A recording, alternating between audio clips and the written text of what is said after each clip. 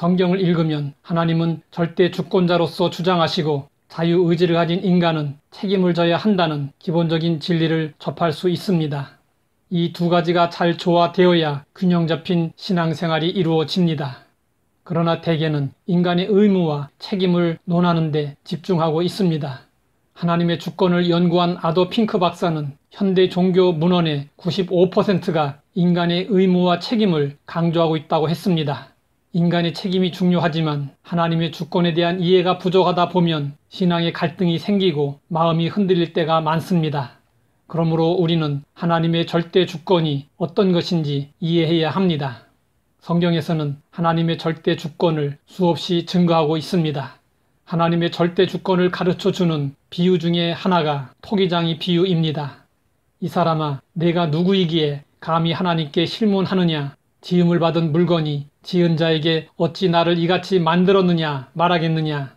토기장이가 진흙 한 덩이를 가지고 한 부분으로 귀한 그릇을 만들 수 있고 또 한 부분으로 천한 그릇을 만들 수 있는 것처럼 하나님은 자신의 뜻대로 행하십니다.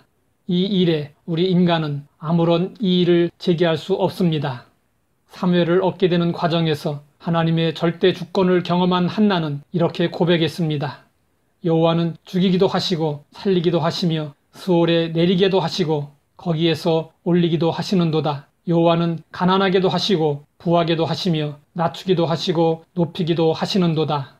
우리는 주의 일에 헌신하고 최선을 다한 사람에게 하나님은 특별한 은혜를 베푸시고 필요하면 기적도 행하실 것이라고 생각합니다. 그러나 그렇지 않은 경우도 허다합니다. 초대교회에 박해가 다가와서 사도 야고보는 칼로 죽임을 당하게 됩니다.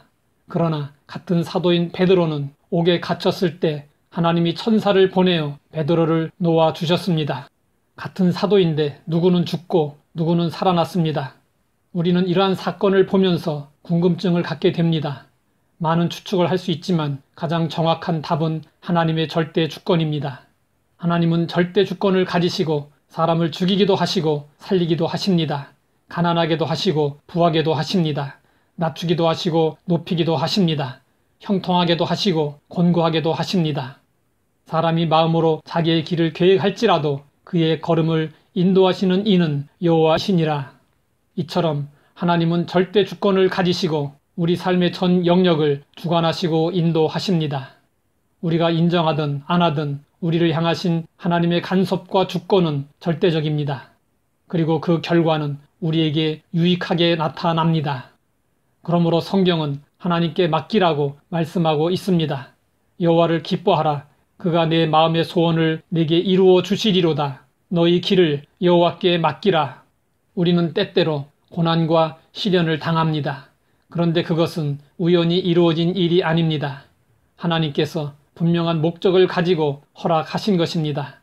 비록 지금 당장은 그 뜻을 헤아릴 수 없지만 세월이 흐르고 나서 뒤돌아 보십시오. 하나님의 선하신 뜻이 분명하게 드러납니다. 바울은 몸의 가시를 제거해 달라고 3번씩이나 기도했지만 하나님은 거절하셨습니다. 바울에게 주어진 가시에는 그를 더욱더 겸손하게 하시려는 하나님의 뜻이 있었습니다. 우리의 앞날은 하나님의 절대 주권에 달려 있습니다. 만약 하나님이 절대 군주와 같다면 하나님의 절대 주권은 우리에게 불안과 두려움을 가져다 줄 것입니다. 그러나 하나님은 선하시고 자비하신 분이시기 때문에 조금도 불안해하거나 두려워할 필요가 없습니다.